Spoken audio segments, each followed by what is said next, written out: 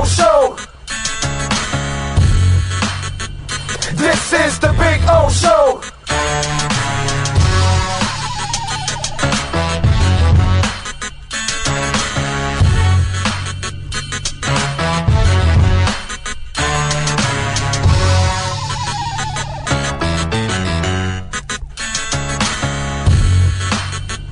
This is the Big O Show. This is the Big O Show.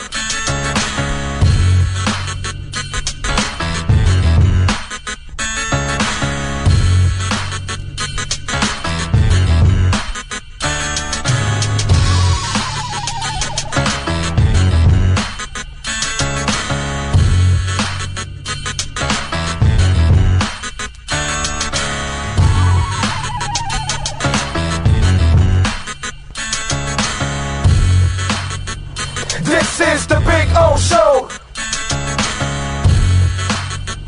This is the Big O Show. This is the Big O Show. There's just one place to get our lowest payment on a new Acura Integra. $229 a month. It's the Season of Performance event at Acura of Pembroke Pines, #1 in the USA. When presenting an award to an employee, athlete, executive, or fantasy GM, make sure you call Orvieto's Awards and More. For 35 years, these custom award specialists have been providing plaques, trophies, custom framing, while providing state-of-the-art laser and computerized engraving, UV printing, and glass crystal etching. They do all their engraving and printing in-house for quality control. Call Charles at 305-949-8098 or visit them at orvietosawards.com. Orvieto's Awards and More, where recognition is rewarding.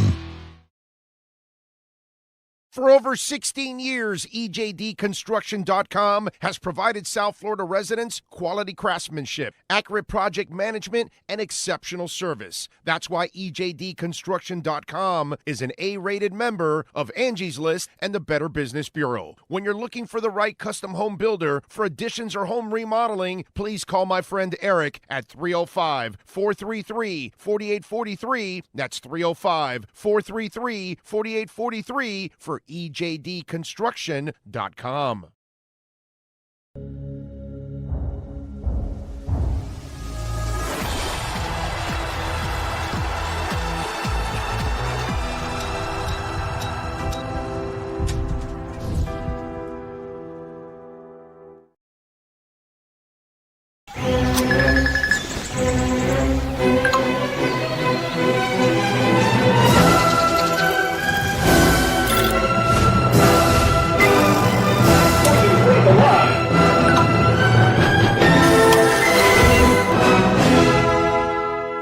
Set the rhythm of your smart home with Sloman Shield Link, the new integrated smart home platform that automates your life just the way you want it. Sloman Shield Link, be the maestro of your own home. It's game day at Toyota of Hollywood. Our all-stars are here to give you our MVP experience. Join the fun and feast on discounts up to $4,500. Huddle up and score big on a 25 Corolla. Not $26,000, $17,988. It's a tailgate party you don't want to miss. So gobble up the savings at the #1 volume Toyota dealer. Toyota of Hollywood on 441 between Hollywood Boulevard and Sheridan Street. Open till midnight. After 40 years, the Big Cheese Miami is still producing great Italian food. They started in 1984. Since then, they've been winning awards while being voted the best inexpensive Italian restaurant in Miami. Visit them for great food, amazing service. Witness the decades of Cane's memories. The walls are like a Miami Hurricanes Hall of Fame. The Big Cheese delivers anything on its menu or party platter menu to your home, office, or even a park for a picnic. Located at 8080 Southwest 67th Avenue, Miami. Call 305-662-6855. TheBigCheeseMiami.com, where they serve large portions at family prices.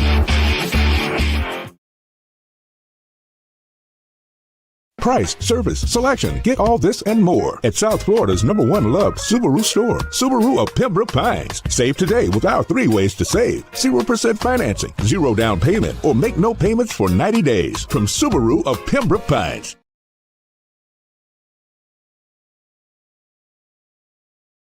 When it comes to your smile, confidence is so important. At Moody S Dental, they provide the services to get your smile back. This family-run practice prides itself by offering the latest technology to give your family the best experience possible. Moody S Dental has been in business for over 30 years with offices in Hialeah and Plantation. They accept most major dental insurances. They provide free new patient exams, 20% off select treatments. To qualify, please follow us on Instagram at moodys.dental. Moody S Dental has been in business for over 30 years. To schedule an appointment in Hialeah, call 305-821-0231 and Plantation 954-692-6825. From Invisaligns, dental implants, same-day crowns, and the preventative care and preservation to get your smile back. Go to moodysdental.com to find out more and tell them Big O sent you.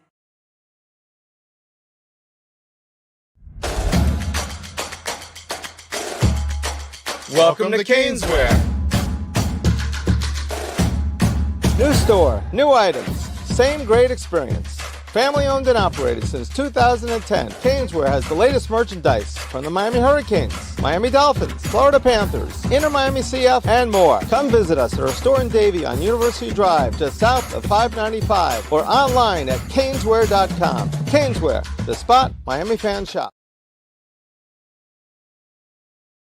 If you're looking to take your home or business to the next level, then RM Contractors can assist you. RM specializes in new residential turnkey, new commercial turnkey, home and office remodeling. Call them for free estimates. Serving all of South Florida, licensed and insured. Call Ray, 305-345-3649. You work hard to create the perfect atmosphere. You dream it, we'll build it. RM Contractors, 305-345-3649. Or Instagram at RMC Fisher Island.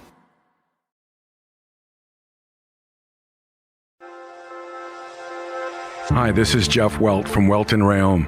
Dan and I have been in business together for over 22 years. We're not your typical lawyers. When Dan's not working in the office, he's flying his stunt plane. When I'm not in the office, I'm either getting tattooed, bowling, riding a motorcycle, or going to concerts. We might not be your typical attorneys, but we are aggressive attorneys, and we'll do whatever it takes to get you what you deserve. Consultations are always free. Call us anytime, 24/7. Welton Rheaume can help. There's just one place to get our lowest payment on a new Acura ADX. $239 a month. It's the Season of Performance event at Acura of Pembroke Pines, #1 in the USA. The viewpoint statements or beliefs expressed on the following program by the host, guests, or callers are not necessarily the opinions of FantasyXS.com, Media Group Inc. ownership, management, sponsors, or website.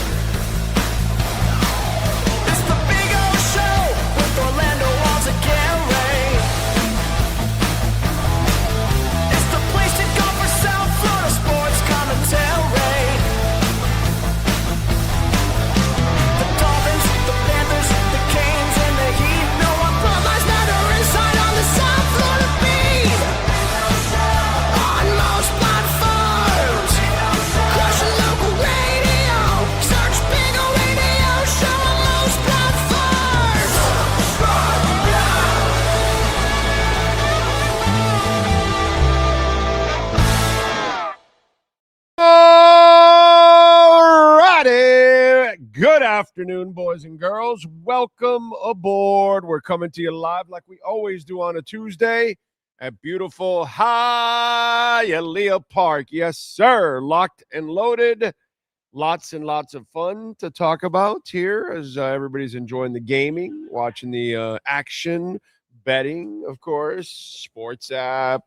You can bet on tracks around the country. You can get food and drinks delivered to your tables by the lovely ladies here. Downstairs, they've got all the gaming machines, and they've got table games also downstairs. Non-smoking casino. They've got the smoking areas on the outside where they've got a lot of ventilation and everything. So it's really, really cool. So check it out. Come on out here. Nice and comfortable. Of course, here at Hialeah Park. Beautiful architecture, all that good stuff. Plus, they're giving away a beautiful Lexus from Lexus of North Miami. Of course, part of our family in Craig's Inn, which is a beautiful thing. So, beautiful Lexus downstairs. They're giving that away at the end of the month. Oh, somebody going to win that Lexus. It's a badass SUV, man. So, there you go. All kinds of good stuff going on. We appreciate you all tuning in. David Ferronis will join us. Ira Winderman will join us. So we've got it locked and loaded with those two gentlemen. Obviously, I actually got a couple of things to talk about with the Tua stuff and the Dolphins. Actually, a couple of real Dolphin things that, like, you wouldn't look at it as a Dolphin thing, but it actually could be, might be. You never know. So we want to bring it up. You know how we like to play chess and look ahead and about things that could happen or things that should happen or whatever. We'll do that again here, on the show like we normally do. I mean, by the way, have you noticed everybody taking stabs of where Tua's going to go? Like, have you noticed like the most popular destination that they've picked? Because we only picked one a while back. We told everybody, and that one is the one that most people are bringing up, by the way, and that's Atlanta. So it's funny. We'll see if it happens. I don't know, but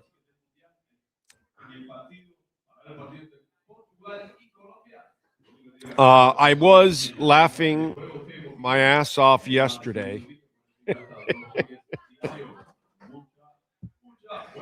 I was laughing because throughout the last couple of months, we've had media and some fans, and when they're trying to assess the Tua situation, and the one thing that the area where they failed a couple of times was, well, keep him here. You're going to pay him, keep him on the roster. We told you, yeah, that's not going to work. That's not going to work. And then we've heard the other idiotic one. This one, keeping him on the roster because you're paying him and all that kind of stuff. That's not idiotic. I know it's impossible for it to happen because it's just they're moving on. But it's kind of silly to do that. Now, the ridiculous one is, no, put him on IR. Without actually understanding that if the player doesn't want to go on IR, you're going to get your ass sued by the NFLPA. You just can't put a player that's healthy on the IR and just hide him like that. That doesn't fly like that. Because I've heard people actually say stupid shit like that. Like, that's not something you even entertain because first it has to be approved by the player. And you're going to have to circumvent rules and lies and all that. And nobody does that. They're not going to do that. Okay? The guy wants out. And he knows. I've told you guys, he's gone. He's gone. Why even keep him even anywhere on the roster, on the bench? Remember what I told you? You're going to have Tua questions every week because you're not going to have a good quarterback this year. You're going to have a journeyman and a couple of young guys. There's going to be bad quarterback play. And you're all going to be screaming, well, why don't you play Tua? And then they have to deal. They're going to cut his ass. They're going to get rid of him. They have to move on. And yesterday was the nail in the coffin. For the silly media members that think keeping Tua was ever an option, for silly fans that thought it was an option, for ridiculous media members or fans that thought, well, no, you could stash him on the IR. So you only take a bit of the hit and then next year you work it and all that, and you can then split it then in June. And, no, that's not going to happen either. None of that is going to happen. And yesterday, they didn't even wish him a happy birthday. I got to tell you, I was shocked. I didn't talk about it on the show. I didn't predict it or anything, but I'll tell you what, I would have been wrong. I would have been wrong. I would have been dead ass wrong. I would have thought for sure the Dolphins would have thrown out a happy birthday because literally the guy is under contract. You have not cut him yet. And so I figure you do a decent thing of just, hey, saying I threw out a happy birthday on Twitter. I get it. He's done. It's over. It's a new era's coming. Whatever era is coming. But, like, he's still kind of, he's still the best quarterback you've had since Marino. You know what I mean? He did things that no other quarterback has done since Marino. So, whatever. But, okay, if you needed, like, the nail on the coffin and you weren't convinced yet that Tua's gone, that they're not going to keep him on the roster in any way, shape, or form, you got it yesterday. The new regime basically said, no, he's not one of the guys on this team. And pretty much they've kind of told you, if you're smart and you read between the lines, they're moving on. So it's kind of interesting that yesterday was like a simple little thing, but it had a lot of meaning. And yesterday, the Dolphin organization officially ended their relationship with Tua Tagovailoa.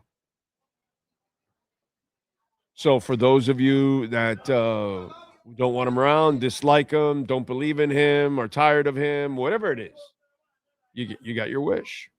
Those of you that think you were going to manipulate the situation, no, you're not. And we've told you from the get-go, he controls the situation. He knows that they have to let him go. So all he has to do is, Tua hasn't requested a trade. He doesn't have to request a trade. He knows the cap ramifications. So he knows he's going to be a June 1st cut. Why would he want to try to request a trade when then you have to then also come to the table and give up some money or something? You don't want to do that. So you just stay quiet in the background. You say, oh, hey, nice to meet you. And great, that's it. And I'm looking forward to playing. You don't say where, you just say you're looking forward to play. And then they know, and you know that, hey, there's not going to be any screwing around. You either play me or pay me or get me out of here. And they got to get him out because he's part of the past problems. And if you're the new regime, the last thing you want to do is bring problems from the last regime. If you're the new one, this is your mulligan. Getting rid of everybody, nobody will blame you. Nobody's going to blame you for getting rid of anybody, cutting somebody, trading somebody, because you're the new people. You get to make the decisions, and you got to bring in your own people and do however you want to do it. That's it. But this is now. If you start taking on somebody else's problem, it becomes your problem. And we've told you this over and over on the show that's why he was gone, bro. At first, I thought maybe, there's an outside shot. There could be a trade. But, over the last few weeks, I told you guys, the trade stuff is out. They're cutting him pretty much. And that's what they want. That's what Tua and his agent want. They want to be cut because they're going to get all their money. And then they get to decide their fate, and they get to go wherever they want. And then he gets to pick somewhere where he thinks he can have success. But if you had any doubts, if you were arguing with your friends, your family members, your coworkers, if you were listening to silly media members about it, the decision was done.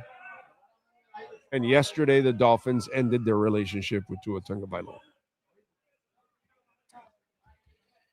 Don't forget, folks, here at Hialeah Park, you can use that QR code so you can download the sports app. Hey, man, tonight we got the Panthers in action. We got the Heat in action. You can bet all of that. You got UM in action on Wednesday. You've got the Inter Miami in action on Saturday. You can wager on all of that. So download the Hialeah app, which, it connects with the Hard Rock app is what it is.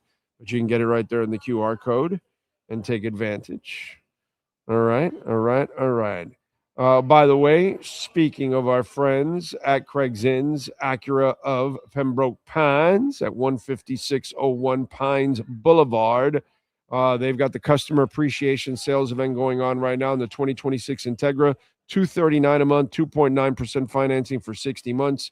They're the number one volume sales dealership in the Southeast United States. The TLX Tech, $389 a month, the 2025 model, 3.9% financing. Take advantage and check out the certified pre-owned vehicles, man. They will blow you away, really. Excellent, excellent stuff. Remember, you can make a donation to the show, Cash App or Venmo at Cash Big O Show. That is Cash Big O Show, Cash App or Venmo. Bitcoin's still down a little bit, like a third of a percent. Not by much, but it's at 68,480. We shall see what we shall see. With all the turmoil going on, who knows? I don't know what's going to happen, man, eventually, but it may not be good. May not be good.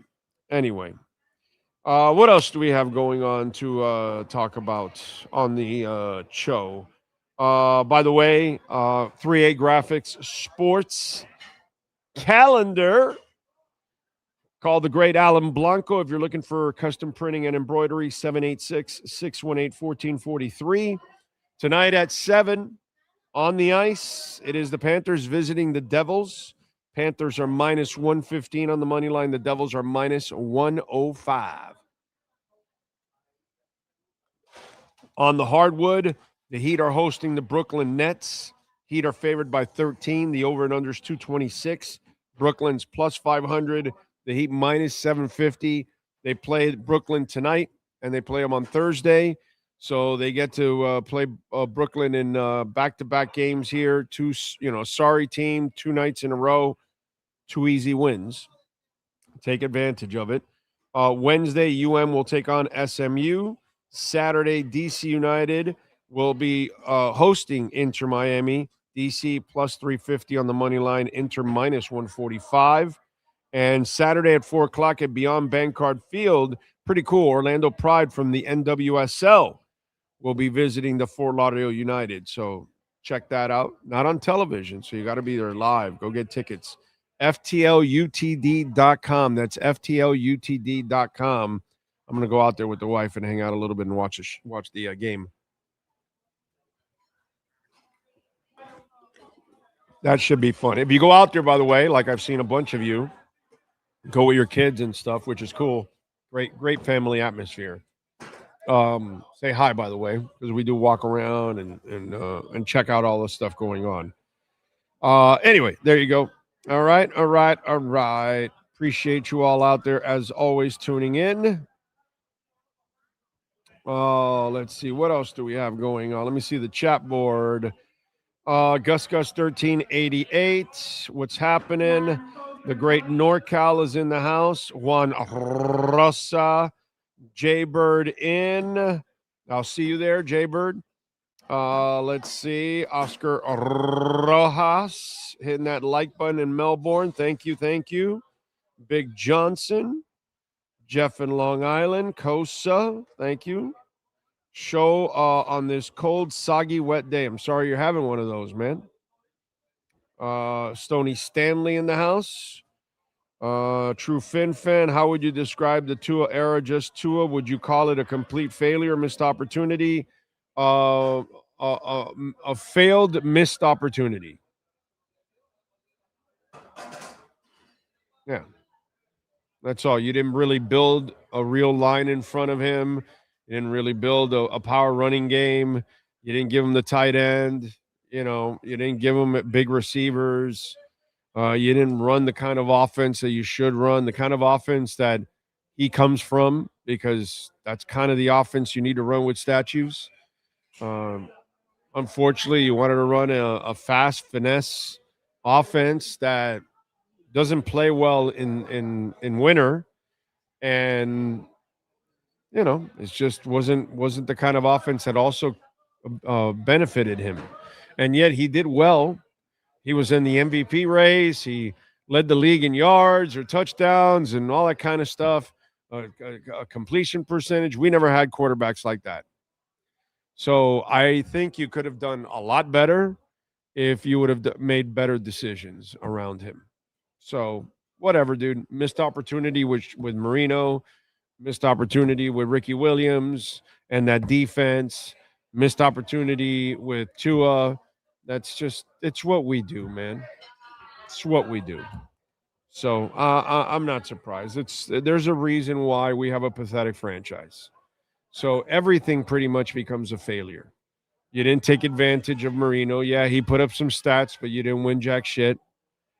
You had a great defense in the late 90s to early 2000s, and you won nothing with it. You had some awesome performances from a couple of different running backs. Didn't take advantage of that. Had a pretty good quarterback that could pass the ball, but you didn't compliment him by getting the proper running game and physical nature that you needed around it. It's when you don't understand what you're supposed to do around the talent that you have, this is what happens. And this is why we're Dolphins fans. We watch this kind of shit happen decade after decade. The faces and the names change, but the results are all the same.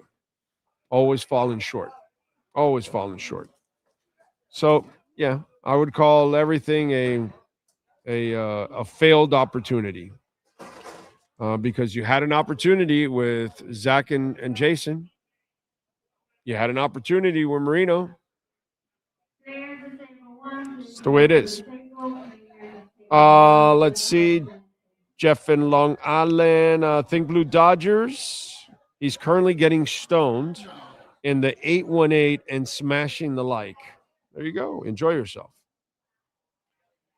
Good afternoon to you, Lenny Pena. Let's see. Eric, hello to you. Can only imagine what the shit show would have been if McSoft had stayed as the head coach and spend, but worse, how worse it could be. Yeah. Hopefully these guys will be a lot better, and you look at the headline to the show today, and it says Miami Dolphin fans get a little understanding from a player. And on Colin Cowherd, Raheem Mostert was on. And one of the things that you talked about a lot, okay, a lot of people in the media talked about a lot, was Mike McDaniel and his style. And Raheem Mostert kind of called out Mike McDaniel. And here's his explanation of the Miami Dolphins under the direction of Mike McDaniel. And you're going to feel a little bit better about this because now you get to hear somebody in the locker room say what you've been saying and what you've been thinking the entire time. Go ahead. Yeah, we had a good relationship going into the Dolphins organization, but obviously things kind of flustered and went their own ways. But at the beginning of everything, there's always a good story and good telling. We did everything that we possibly could to maximize the opportunities that were given to us. And then he's a great coach. He listens to if guys are talking to you, he'll listen and give them some advice. But head coach wise, obviously, the past couple of years, what they've been going through has just been, kind of rough. And I kind of feel bad for the players, just because, when you have a coach that is so, player friendly, it doesn't really mix all that well. Look at the coaching history, not just in the NFL, but MLB, NBA, all these sports franchises, they have coaches that implement toughness, resilience, yes. And that's something that he kind of missed the mark on in being a head coach. Yeah. So this is the obvious. It's not like they're going to say it when the season's going on. They're not going to say it when they're in the building. This is the stuff you will hear after everything happens, after people have been fired, after people have been released. It's what you saw. It's what I saw. Mike McDaniel was a soft-ass coach. It's what he was. And he wanted to be everybody's friend and all that bullshit. And that doesn't fly in the NFL. And Raheem Mostert will tell you that. And NFL players will tell you that. The NFL is kind of like a Neanderthal sport. The fans, to a certain extent, are kind of like Neanderthals, too. It's kind of a brutal sport. It's kind of basic. There's really not a lot of high IQ to this, because a big part of it is toughness, it's physicality, and obviously it's endurance. It's a battle of attrition. You've got to be the tougher, stronger, more brutal human being. It's almost like it's another talent in football. It's not enough that you're fast. It's not enough that you are smart, but are you durable? Okay? Are you a person that can deliver punishment? And so this is part of the game.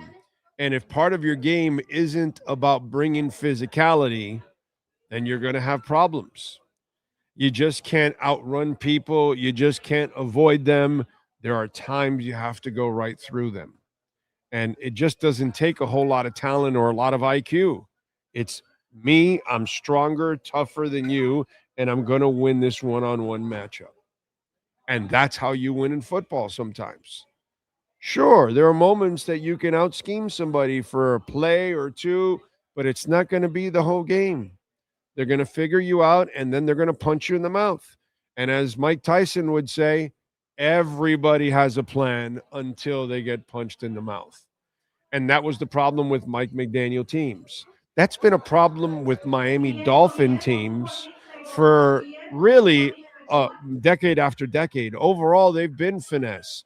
Even the Jason Taylor teams, they weren't physical enough on offense. They weren't the team that could run on you in December and in January, because we haven't been that since the 70s, since I was a kid. And now you get the satisfaction, right? Because if I say it, it's never really total satisfaction because I didn't play the game. You know what I'm saying? So it doesn't carry any weight or very little weight or whatever. And when you hear the players say it in the locker room, makes you feel better. Makes you feel better. Sucks, but it makes you feel better that what you thought all along, you know you were right. I know you were right. But now you feel better about being right. And then you're like, okay, so if I knew that and he knew that, why didn't they know that? And that, my friends, is us being as Dolphin fans and dealing with that stuff. So thank you, Raheem Mostert, for being honest. I appreciate that. Yes, sir. Barry Jackson can confirm, as Sportico mentioned, that billionaire Lin Ben has a deal not yet finalized to buy 1% of the Dolphins. It's for a $12.5 billion valuation per source. Sportico says that's a record 1% valuation for a publicly known transaction in sports. Everything needs NFL approval, but that should be a formality. Right. Yeah. Still think he might sell? Well, that's a guy that gets in line. Yeah. So if the kid wants to sell, if the kids want to sell and they're kind of tired of it, maybe they take a lot of heat because they suck at it and they don't do well, and eventually say, well, we've made enough money. Let's just sell this thing off and, you know, what all that stuff. So, yeah. All right. Smoke rising from the U.S. consulate in Dubai. Okay. All right. Let's talk a little bit about All Year Cooling, since you've got that up. Tommy and all the great people at All Year Cooling.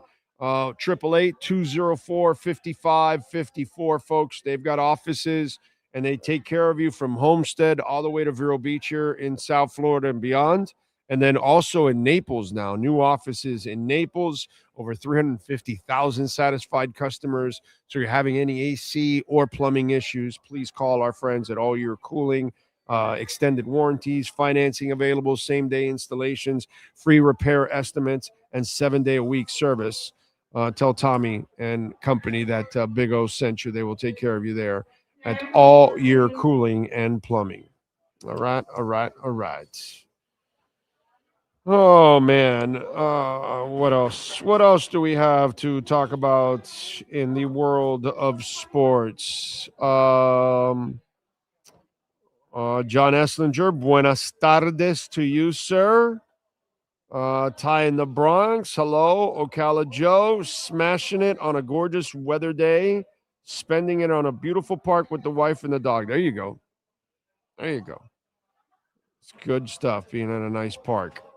Pat in Asheville, my new hard Dolphins shouldn't wish anyone a happy B-Day. Nobody is special in this building. Just got married. So what? Mama died? Too bad.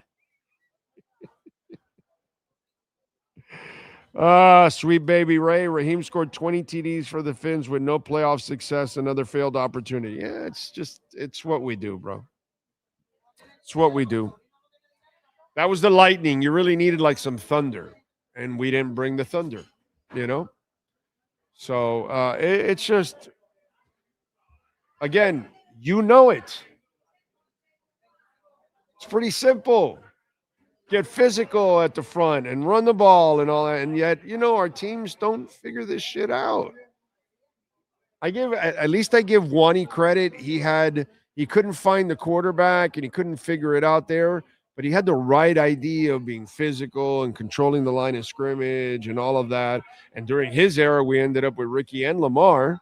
So we had some pretty good running games, failed opportunities, but he couldn't find the quarterback to kind of put you over the top. You know what I'm saying? It's just, it's our lives. It's what we are as Dolphins fans. You can't do anything about that. Oh, man. Please sell like the Robbie kids. Yeah, well, they were fighting and all that. That was a whole problem, Lenny says a segment of the fan base says Tua had it all in 2023, including a running game, but there were plenty of long runs that year. It's not like it was a smash mouth style running game. It was pure finesse. Yeah, it wasn't the kind of running game that in the fourth quarter you can control the game or late in the season that you can depend on it and things that you still had to depend on the passing game. And the running game was connected to that passing game also. So it's a false narrative, as they say, when they say that, oh, he had everything that you're bullshit. He still had an offensive line that gave him 2 seconds. That's all he's ever had is an offensive line that's given him 2 seconds. He's never had an offensive line that he could sit back there and sometimes smoke a cigar like I've seen with some quarterbacks. Yeah. Weren't we joking on some of the plays where he was getting tackled on the handoff? On the handoffs, yes. Yes. Great memory. I remember that. I would tell you that he was getting tackled as he was handing off. That's how bad the line was. So they had to overcome shit. You know what I'm saying? They weren't that good, dude. If they were any good, they'd be physical and they would have lasted and they would have done something in the playoffs. All right, let's do it. Let's continue talking a little Miami Dolphins with the one and only David Furones and our Welton Rheaume Miami Dolphins report. All rise, football fans, as the Welton Rheaume Miami Dolphins report with David Furones is in session. Welton Rheaume has more than 62 years of litigation experience handling insurance disputes. They are committed to resolving even the toughest insurance claims quickly. Call them for a free consultation. 954-966-4646. Here's Miami Dolphins insider David Furones. All right, David, you know the meme from Vince Carter when he's like this? It's over. It's over. It's over, right? Yeah. Right? I love it. So if any media members or fans were in the silliness of, no, keep Tua, keep him and, put him on the bench and, keep him for a year. You're paying him anyway because, that's what we used to hear from. Oh, you're paying him anyway. So keep him. I heard that from media members. I heard that from fans. And then I heard the people, stash him on the injured list, which is stupid because he's healthy and he would have to agree to that. And he's not going to agree to that. So, another silly thing. And so yesterday, if you were wondering if Miami's going to keep him, I think by not telling him a simple happy birthday, even though he's under contract, I kind of think that was the nail in the coffin there. If you weren't convinced, are you convinced now? Your thoughts? Yeah. I was going to bring that one up if you didn't. So, yeah, I mean, it was listen, we've known this the whole even before the offseason, 3 weeks to go in the regular season. And actually, I felt so terribly wrong. Like at the end of that Steelers game, when they got eliminated, I think I was on your program, like still talking like, oh yeah, something could be worked out. He could end up here next year. I was still in the mindset of, you still like the first out is after 2026. You were on Teron Armstead Island. But only very briefly. Once it set in, once I was in the airport. By the way, Teron Armstead is expecting Tua and McDaniel back for week 1 next year. Okay, I'm not sure if he's gotten off Teron Armstead Island, but Teron Armstead Island, Mike McDaniel and Tua were going to be back for week 1. Don't worry, Dolphin. Don't pay attention to this. But anyway, go ahead. I'm sorry. No, but I love Teestead though. He's great, dude. It's fantastic, but fluff is not the way to go in this business. But go ahead. I mean, you know what? Yeah. It'll endear him to the players and networks and all that, because he should end up on a network because he's smooth. He's good. He's good. Oh yeah, and you could tell even the way he was pitching it when he tweeted it out that he was like, "No, hear me out," and this and that. Like he knew it was like he was going off on the wrong track with it. But he's too nice to be honest. So it's all right. It's good. Hey, look, dude, it's all right. I mean, there's lots of people like that they like to play the PC and play on the fence and be everybody's friend and all that. I don't give a shit about that. I don't play that game. So I just call it like I see it. It is what it is. Too bad, but it's fun. It'll pay off for him, bro. That kind of fluff stuff has way more mileage than anything I do. So it's all good. Go ahead. Yeah. No, but I mean, once I was in that Pittsburgh airport the Monday and I'm watching Tuesday then, because it was a Monday night game, of the stream of Mike McDaniel. I'm about to fly back and he's benching Tua. And then that's kind of when it set in for me, like, oh yeah, this is over. Once we were actually in that moment, I was like, oh yeah, it really is over now. And then you see his reaction, I think the next day in the locker room, and he was upset about it. So maybe it struck him as a little bit of a surprise, as he was entrenched in it as well and still actively competing just the night prior to hearing this out. But I think it kind of set in at that point in time is the team is moving on.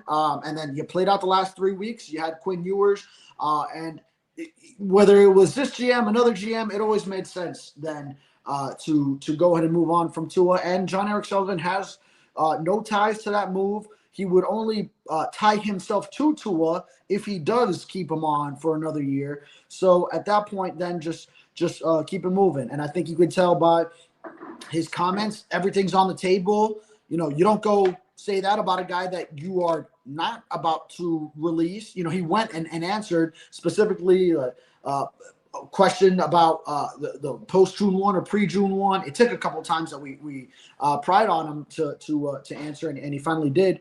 But everything's on the table. They're looking for a trade offer. If not, it's going to be the release. Most likely has to be post-June 1.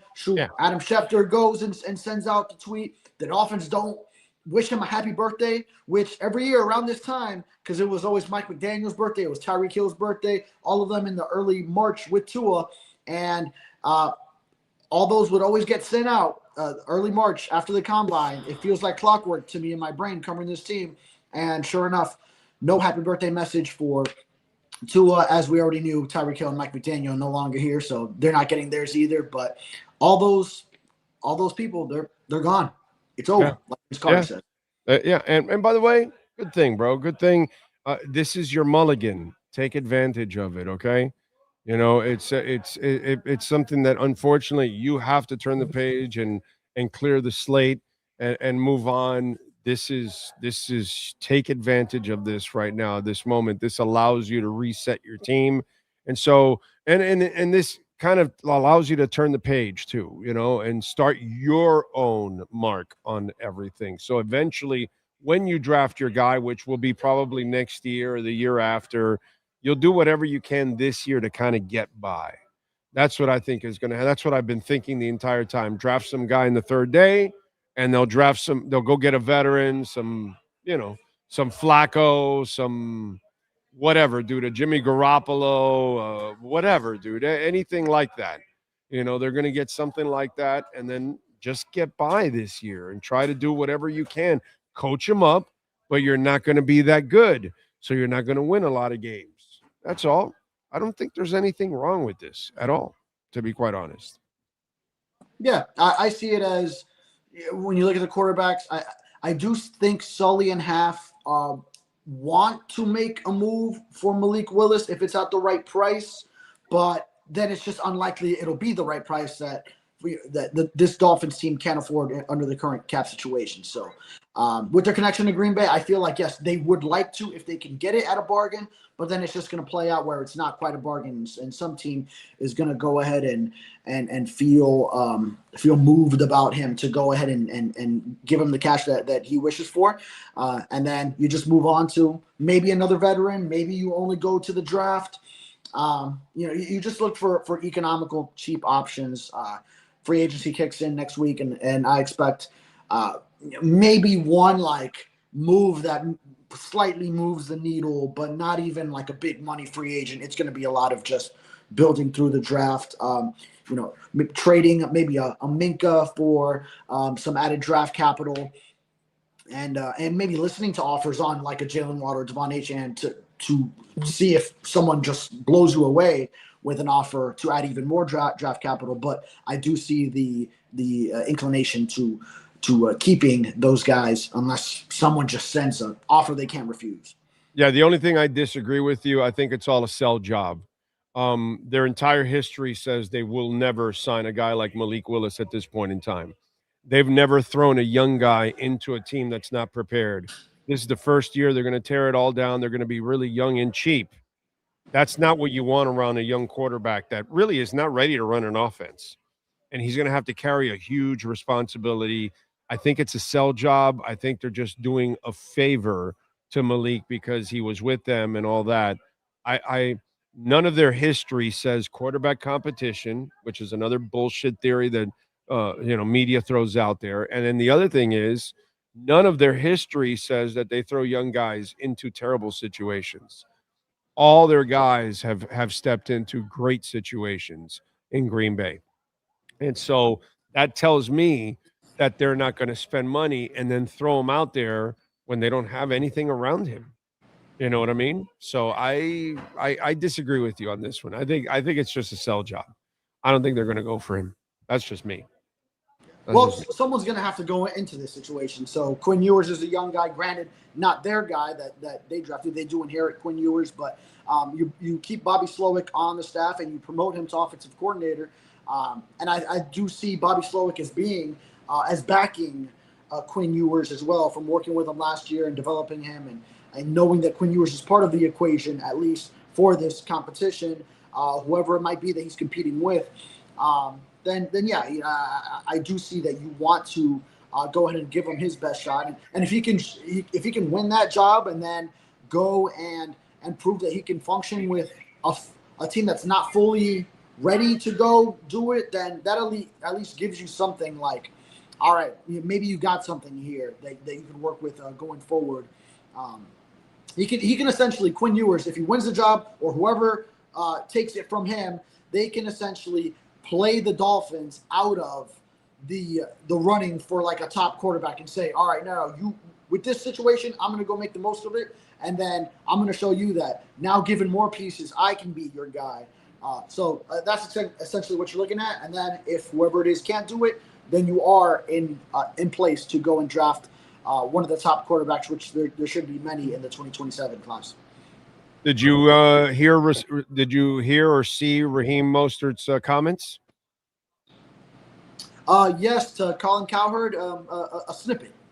Yes. He says on on NFL requiring a more stern presence for a team. He says, yes, absolutely. Mostert said, when you're talking about guys like Mike Tomlin, Vrabel, Belichick, it's no nonsense, no BS. We're getting here. We're getting the job done. It's my way or the highway. It's pure. That's how we're going to coach it. It's essentially the ruler. I'm the one making these gains and the failures. I have to accept that. But when you're dealing with a coach that's so nonchalant, laid back, wants to be the catalyst behind being a player's coach, it kind of shifts that organization in the pivot within that system. So while it can work for smaller leagues, teams possibly, when you're dealing with something like that, as a player, you're like, no, I need somebody tough that's going to lay the hammer down when it needs to be laid down and tell the other players to get in line. When you don't get that, the impact can be definitely detrimental. So your thoughts on what a lot of us thought for many years, that Mike McDaniel was a soft coach? Yeah, I think even from the beginning, certainly that was the knock on him. If you had a clean slate, don't know him at all, you're just finding out about him, as the Dolphins in the early 2022 offseason were interviewing him, and then he advanced, and he's a finalist, and now it's like, oh, it's serious, because Sean Payton isn't happening, and I know even like Jim Harbaugh was thrown around back then when he was staying at Michigan. And once you sort of eliminated all those other things and you were like, oh, he's one of two finalists, oh, he's about to get this job, then that was how you would evaluate him is, okay, we get it. He's this whiz kid, innovative, offensive mind, but how is he going to command the respect of a locker room? We were saying it from the beginning. And then sure enough, he wanted to do it his way. He wanted to do it with a lot of love for his players, always backing them, always just, players coach, just you do what's best for you. I'm here to help you type of vibe. But then there does reach a point where, like any kid with their parents, they're going to see the limits that they can push in order to increase their comfort and just what they want to find out they can get away with. And he was a coach who, of course, he had his limits pushed as far as players gauging that. And then it got to the point where when he had his first downturn of a season, 2024, after the 2023, you were so high up there, you had a chance at the number one seed, lost two regular season games to get bumped down, blew the lead you had in the division. 2024, supposed to be this bounce back year, get back to what you were doing. And then sure enough, players are taking advantage of the, I'll say it, just soft coaching style of Mike McDaniel, coming in late. And that took on a huge storyline of its own. So I think Raheem Mostert probably witnessed that, saw it go down. And I think Raheem Mostert also, he had a previously great relationship with Mike McDaniel deteriorate. So I think there's also some emotional aspect to it as well, where, he brought him up in San Francisco, had great success, like that 2019 run the 49ers had to the Super Bowl that was in Miami. Raheem Mostert scoring 4 touchdowns in that NFC Championship game for the 49ers. And then Mostert in 2023, that season, sky high, sets records for the franchise with rushing touchdowns, total touchdowns, and then it just really collapsed to such a level. So I could also see why, after just seeing the relationship between the two break down, and then Achane became more of the guy, and Jalen Wright was brought in, and Mostert took a back seat, he felt some type of way about McDaniel, and then he let it out there with what we all know to be true, to be the criticism that you can bring forward on Mike. All right. Are you expecting a Minka trade now here at the beginning of free agency, or do you think it's going to be more along the draft? Yeah, I think just whenever you can get it done. Right now, there is this talent acquisition wave that's about to come the first week of free agency. Maybe some teams do want to see if you're a contending team looking to add a veteran safety, and maybe you're surveying the safeties that are in free agency and then knowing, okay, Minkah Fitzpatrick is on the market. And some of those talks are already happening right now, from what we understand. So, yeah, then I think it could happen now.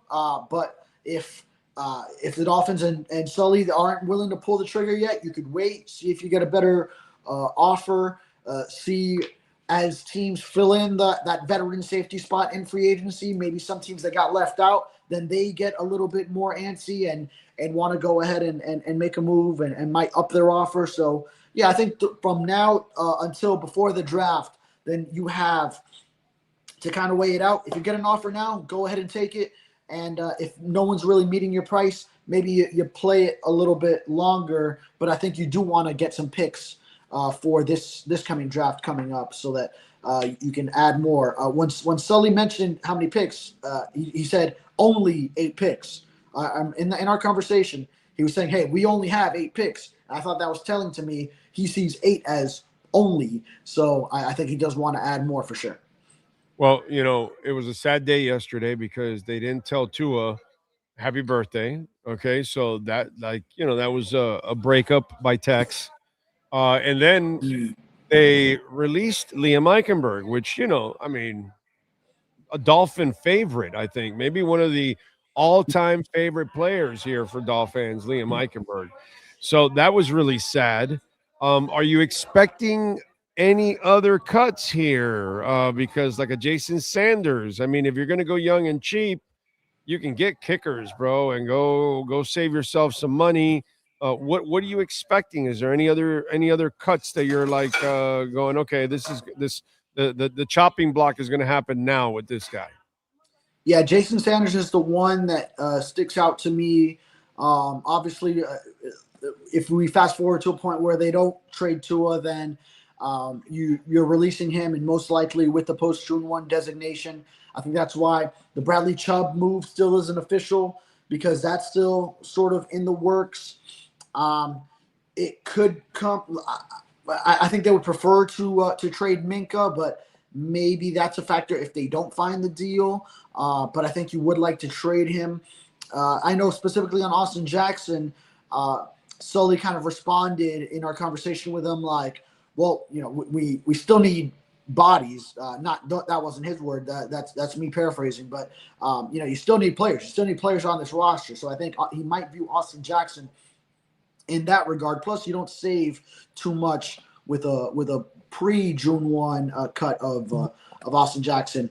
It's a lot better if you do it post. So maybe he's one of the candidates that Sully talks about. But Jason Sanders is the one that really sticks out to me. And in fact, I wasn't even on alert for Liam because I just assumed he was a free agent. But it turns out since he was on PUP all last season, his contract is tolled into 2026. So, but he might not even play again. Last we saw of him, he was unsure if he'd be able to play with this serious leg injury that just hasn't gotten better.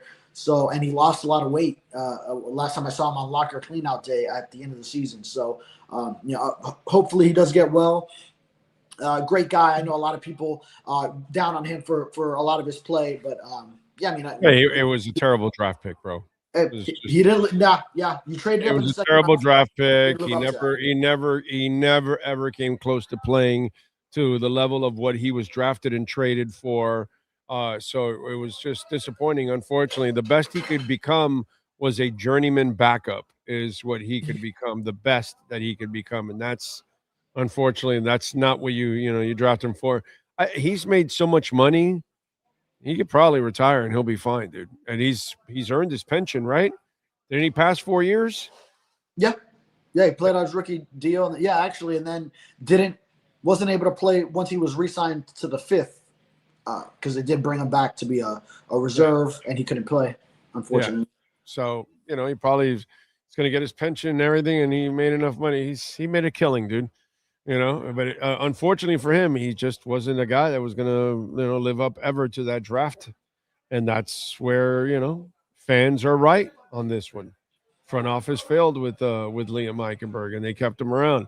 The only way he probably stays in this league is if these guys all came back this year. Maybe they'll bring him back. But outside of that, I just don't see anybody bringing Liam Eichenberg back, man. So champagne bottles were broken out there yesterday. Look, I got to say this.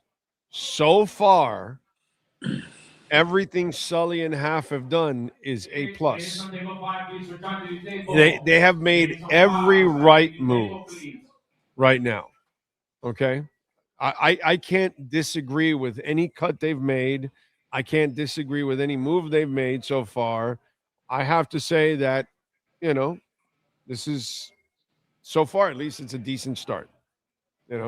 Yeah, and I think a lot of it is kind of like by the book. It's the easy things. These were some of the easy decisions, easy calls to make. We were on right when this offseason started, and we looked at the salary cap chart, and we figured out a lot of these as well. Now the Tua one is one that some people are torn on. I think most people should see it the way we're talking about it, but and I think Sully will. Whenever that move comes out and we find out about it. So a lot of it is just, by the book. Of course, it becomes real once it's like, all right, now free agency, let's see who these guys are that they bring in and really what they become, because you're really not going to make big moves. I think that'll be a big key, is if they don't go spending too much on some Malik Willis. For me, Malik Willis is that move. I don't even think he's that good. So we really don't know. Yeah. At least from what I've seen, I'm not buying. I have no interest in buying in Malik Willis. So for me, I will disagree with any move with Malik Willis. I don't buy the bullshit of, well, they know him best. That doesn't mean anything, dude. Means nothing. Pioli had Matt Castle go 11-5 in New England, and then went to Kansas City and brought him with him. How did that work out for a second rounder? Yeah, and then Josh McDaniels went to the Raiders and brought Garoppolo with him. How'd that work out? Oh, and by the way, last year, the old man, Carroll, goes to the Raiders and he brings Geno Smith with him because he knows him so well. How'd that work out last year? It's like, it's like when I tell Heat fans or writers or whatever, you got to tank. Oh, well, it didn't work for the Sixers. That's the laziest shit there is out there, because it worked for San Antonio. It worked for OKC. It worked for Detroit. It worked for Houston. It worked for Orlando getting a couple of stars. I'm missing somebody else that's also done it.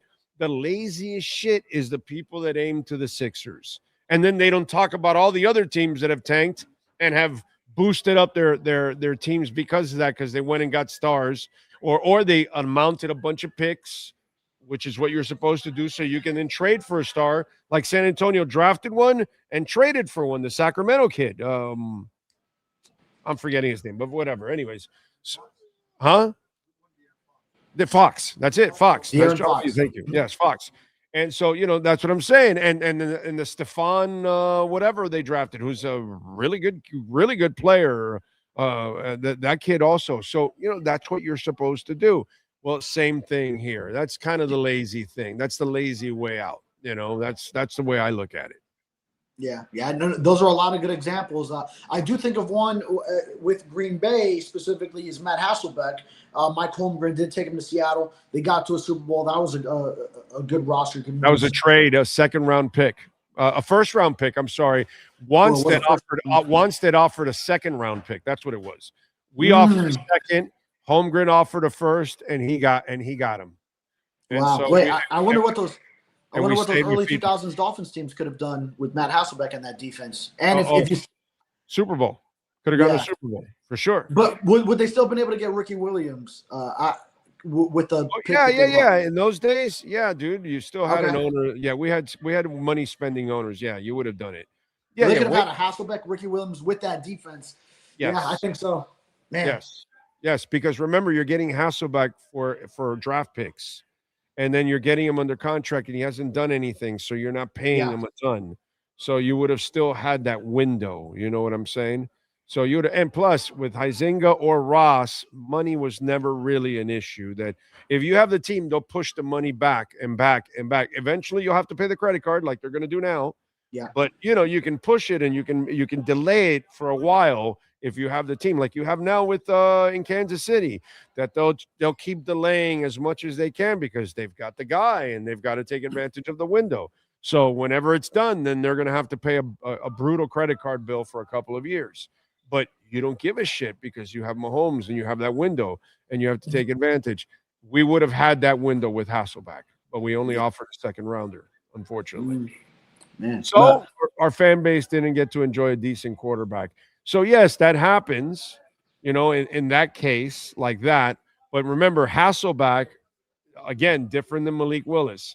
I believe it was 2 or 3 off seasons of him lighting it up in the preseason.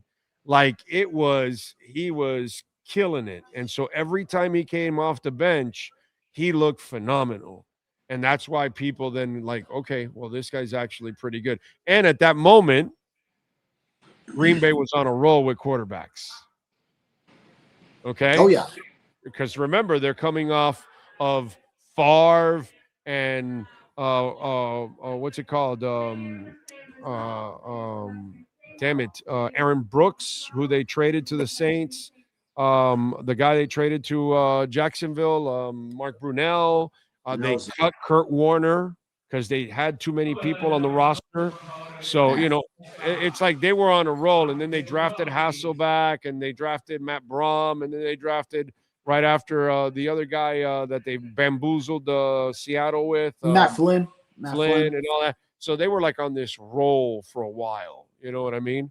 And after they drafted or traded all those quarterbacks, they went and drafted Matt Hasselbeck, and then they did that move, after all of that. It's crazy, dude. Anyway, what do you got going on the Sentinel so folks can check you out? Yeah, I just released yesterday the 10 prospects that improved their stock at the Combine and who could interest the Dolphins be fits here. So make sure to check that out. Make sure to check out everything from the past week. All the Dolphins news from the Combine, as well as prospects, a lot of coverage with how many guys in this draft they have. And I will be doing a mock draft tomorrow. So make sure to check that out. A post-Combine mock draft. So I still haven't figured out which way I'm going to have the board play out. I got to make all the picks for all the other teams before the Dolphins pick at 11. And I'm going to do it like I would think they would. I'm not going to try to finagle someone to come down to Miami. So I'll see how I have it all play out. Make sure to check that out tomorrow. And by the way, Donardo Joseph, thank you for the love on Cash App. He goes, yeah, and OKC traded for SGA, and the Clippers are kicking themselves. Yeah, so, it's you got to have the picks. You got to have, trips to the lottery, all that kind of shit, man, to kind of change it. And you got to do it, bro. So we'll see. Anyway, follow him on Twitter at @DavidFaronis_. Thank you, sir. Appreciate you immensely. Yes, sir. Have a good one. You got it. Welton Rheaume. We love talking about Jeff Welton, Daniel Rheaume. Bankruptcy, homeowner property damage, condo damage, criminal defense, business owner claims, commercial litigation, personal injury, 954-966-4646. If any of these things are happening to you, the beauty about talking to Jeff and Dan is the consultation's free. You get to explain your situation. They'll tell you if they can help you out. They're so good that, they can help you out in a lot of cases. But sometimes there are cases, some of our listeners, okay, this is the kind of human beings you're dealing with, okay? They've called and they've explained the situation. They go, we don't work that specific area of the law, but we know somebody that can, and they help you out in finding somebody else sometimes. That's the kind of decent human being. Not like, oh, no, we don't do that. Thank you. Have a great day. No, it's not like that. Well, Jeff and Dan are just absolutely down-to-earth dudes. Jeff is just like me, relaxed dude, rocker, loves life, loves the Canes, loves the Dolphins. Daniel is a stunt pilot. Okay, so, walking in a court is nothing than doing stunts on a plane. So, he's got the cojones to go in there and crush the judges. Call him 954-966-4646. Ira Winderman is next. This has been another session of the Welton Rheaume Miami Dolphins Report with David Faronis. At Welton Rheaume, they don't get paid unless you win. They handle complex personal injury claims caused by the fault of another in both state and federal courts. They handle auto, trucking, motorcycle, slip and fall, and bicycle accidents. Call 954-966-4646. Welton Rheaume can help. Time for the best insight of your favorite team with insider Ira Winderman, exclusively on the Big O Radio Show. It's the Acura of Pembroke Pines, Miami Heat and NBA report. Here's Ira Winderman. All right, Mr. Winderman. How are you doing, sir? Good. Getting ready for this huge Brooklyn Nets showdown and trying to figure out what matters or doesn't matter to the Heat at this point. So interesting times, Big O. I mean, winning matters to them. That's it. That's the bottom line for them. They don't, no matter what goes on, they're thinking about winning. And that's the way they're going to look at it now. Now, the question is, how far can you go? How realistic are you? What kind of a team are you? What kind of a future do you have? Those are the things that I think we're all constantly debating. Mm-hmm. And I guess it all depends on the beauty is in the eye of the beholder, right? Isn't that what they say? And sometimes I guess the Heat feel like they're walking around like an 8 or a 10, and then the rest of us are going, no, dude, you might be more like a 5 or a 6. Yeah, I agree with you that winning matters to them, but I think there's a 1 and 1A. Winning matters to them because that's who they are, and they want to go for the best possible spot also. But Big O, I also think that development matters to the Heat. So I would say 1 and 1A. So what I'm saying is Dave Hyde called me earlier today, and he was talking about what's next for the Heat and where do they go and what's the goal. And I said it's twofold. I said they're going to play to win because we know that. So we can fire into the sky and try to howl at the moon or whatever the phrase you want to use. It's who they are. But as long as they're doing it, developing, I have no issue with it. So as long as the Heat are playing to win, God bless them. But Kasparas Giacochonis is developing. Kel'el Ware is developing. They're letting me see enough to know if Jaime Jaquez Jr. deserves his extension enough. As long as they have all of that in place, go have a party. As long as the kids also are developing. So as much as you say what's most important for the Heat, yes, winning is who they are, and we have to accept that. But there is a part B to me, and that is you must win while you develop. So if you beat Brooklyn tonight on Tuesday, and you beat them on Thursday, and you win your 3 remaining games against Washington, well, bully for you. But yet, did Giacochonis develop before the end of the season? Did Jaquez show you enough for a potential extension? Did Kel'el Ware show you enough that, 1, can he work with Bam Adebayo? 2, can Eric Spoelstra create enough minutes to create something worthy for him to still be here? Yeah, I'm with you there. They're not the beauty of the situation that they're in. It's kind of like they don't have a lot of progress stoppers on their roster. They don't have these old aging veterans that you owe them a bunch of money and you got to play them out of respect or all that kind of stuff. They've got a lot of interchangeable parts, and there's a lot of minutes to be played. So all the young guys are going to get minutes to develop and to play behind the few veterans that you do have. The argument that we all have is more like these pieces. Should you have traded some of them before the deadline? Yes. Should you have tried to create for the future more opportunities? Because, again, you're blessed in a sense that you don't have a lot of players that are progress stoppers, stopping your young players from playing. But at the same time, you're also stopping your progress because you're not turning those veterans into things that can pay off for you down the line. Like, look, the whole Wiggins argument. Mm-hmm. Well, if you're going to just lose them and you could only trade them for second rounders, they say, or whatever, why didn't you? Yes. Instead of losing them for nothing? That's the point well made. And I'm going to take it a step further. And I'm curious how, 1, this is aggregated, and 2, when you build those billboards and slides and send them for me to put it out on Twitter. I'm not so sure right now that Norman Powell being out is not the worst thing for this team. I'm not so sure that they won't benefit by that because he gets moved out of the way at 32 years old, a guy who's an impending free agent, and instead that he can play more Larson. They could play Giacochonis. They could play their younger players instead. And even Tyler Hero's going to be around for a year, unless you trade him. So you have no choice. You can build his value. You don't have to give him an extension, nor should you. He's going to be here anyway, so you might as well build his value back up. Can 6 weeks of Tyler Hero trade the view around the league that he's a two-way player? No. That he's a consistent all-star? No. But they can build his value. So God bless Norman Powell. He kept the Heat competitive early in the season. He pushed through to an all-star season. But honestly, don't aggregate this the wrong way. Take another week. Take another 2 weeks. Yes. Yeah. It's not necessarily in the Heat's worst interest, because what happens, Big O? Instead of being 7, they fall to 9 behind Charlotte. But so what? You need to know what you have.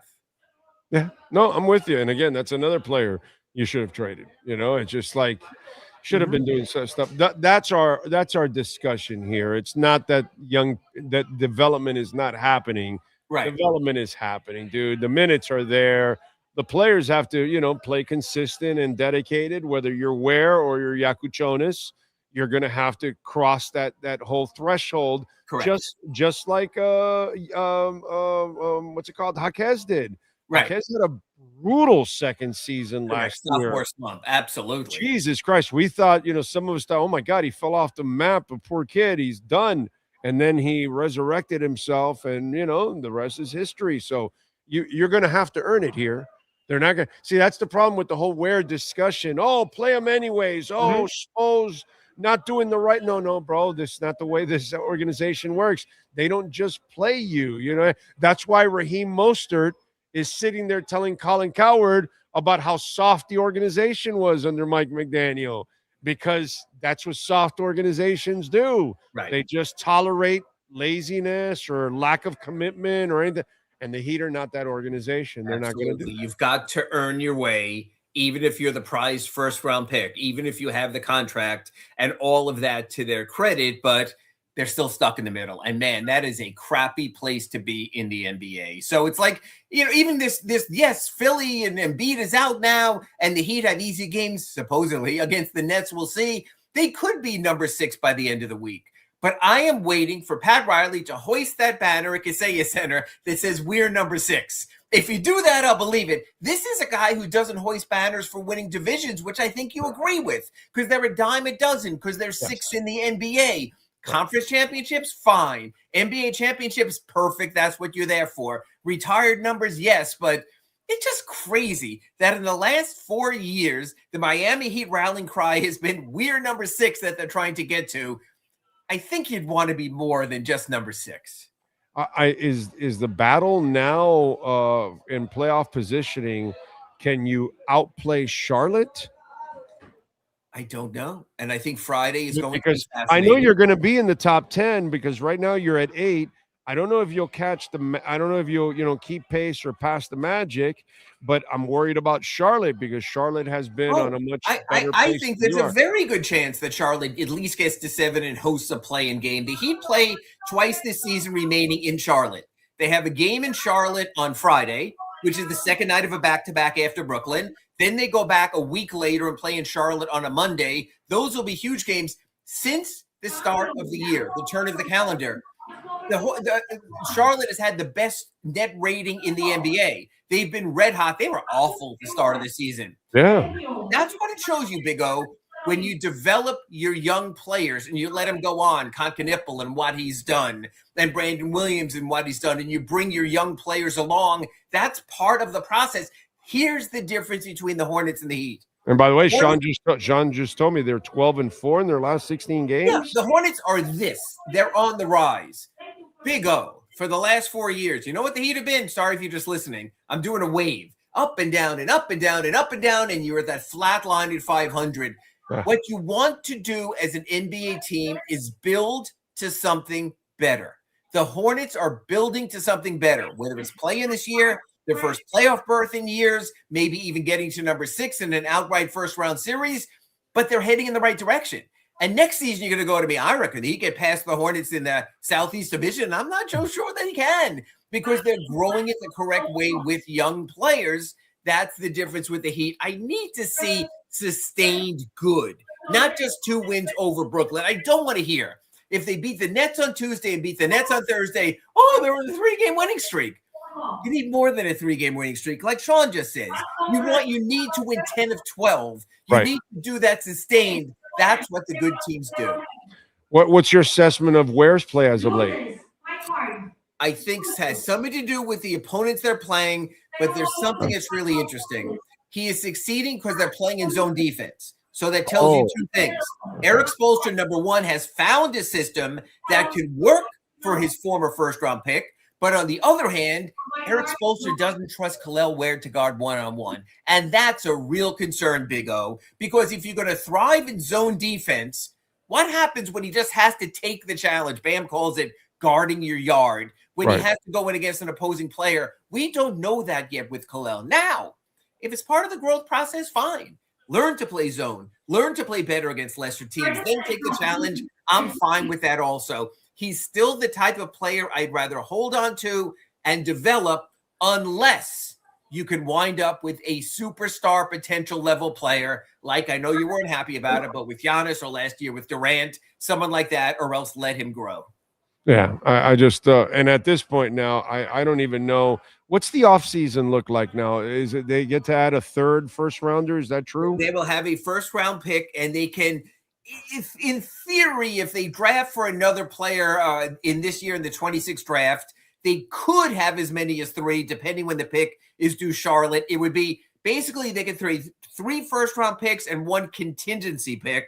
But again, I don't know what they're going after because I got to be honest with you. We're recording this today on Tuesday, and I know your feelings anyway. But after watching Giannis Antetokounmpo yesterday against the shorthanded Celtics, I'm not so sure that Giannis, after all these calf strains and injuries, and in his 30s, I'm not so sure it doesn't make you pause. You know what's interesting? I know Big O is just sitting here and puffing out his chest for those just listening right now. Somebody told you a while ago that style of play does not age well.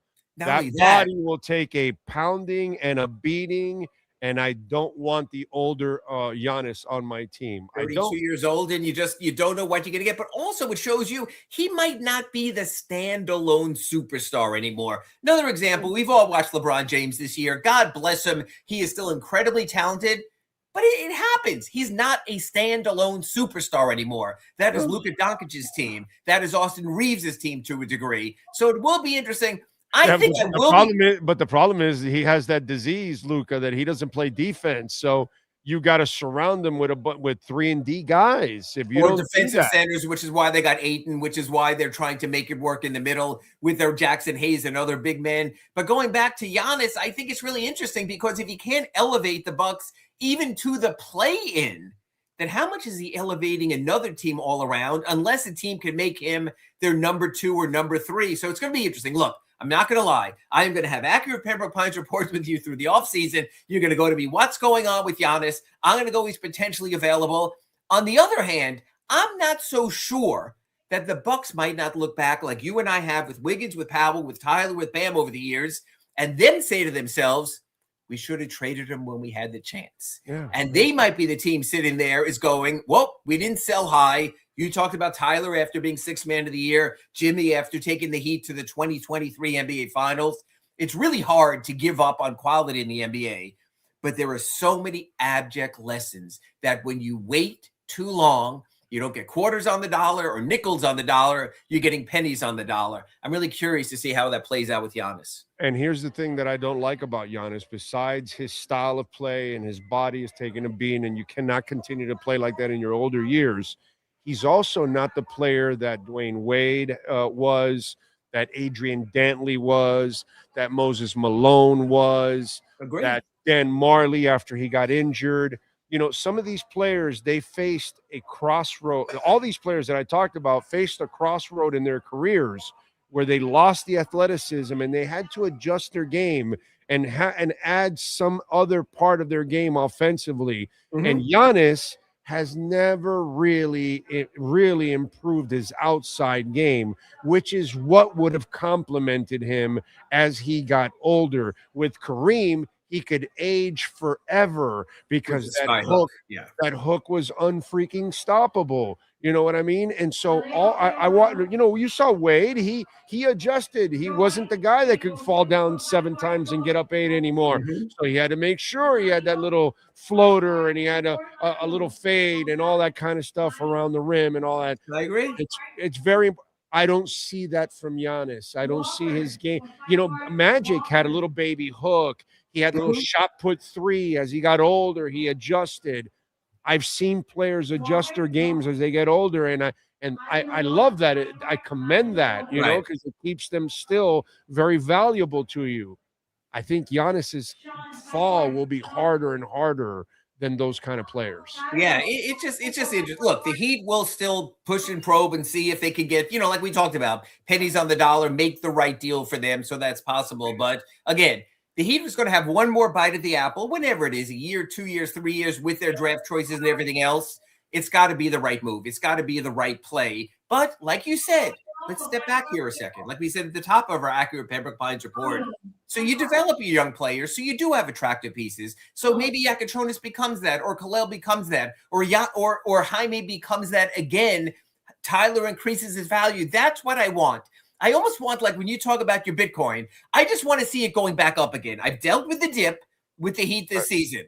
There is talent. Hopefully, when we catch them on the rise, we maximize them on the rise. Yeah, let's hope so. All right, what do you got going on in the Sentinel so folks can check you out? A couple of interesting deadlines. Sunday was the deadline for players to be waived and still be eligible for another team's playoff team. There's not great names out there. I think the best name is Georges Niang, you know, the minibus. He hits 3-pointers, decent defender, but a name out there. Tomorrow, Wednesday, is the deadline to sign two-way players. So if the Heat want to promote a two-way player to their Terry Rozier roster spot, then they can sign another player to a two-way if they're eligible.